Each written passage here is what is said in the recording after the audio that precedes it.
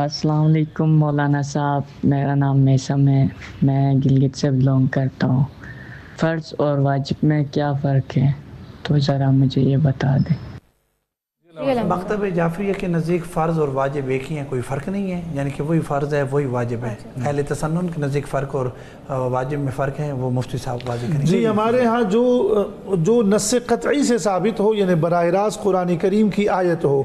ये आज सुबह में नमाज के फ़राइज़ बयान कर रहा था तो इसी पर मैंने बात की, तो वो फ़र्ज़ कहलाएगा। और जो दलील ज़न्नी का मतलब ये जो हदीस से जो चीज़ें साबित होगी हम उसको वाजिब का दर्जा देंगे।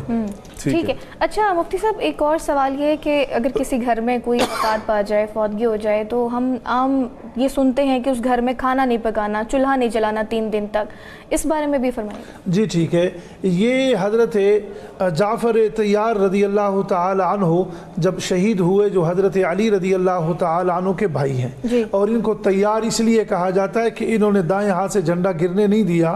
तो फिर बाएं हाथ से भी झंडा, अल्लाह को ये अदा इतनी पसंद आई कि ये दोनों बाजू जो है ये फरिश्तों के ज़रिए से अल्लाह ने इनको उठा लिया। इनको इसलिए जाफ़र तैयार हम कहते हैं।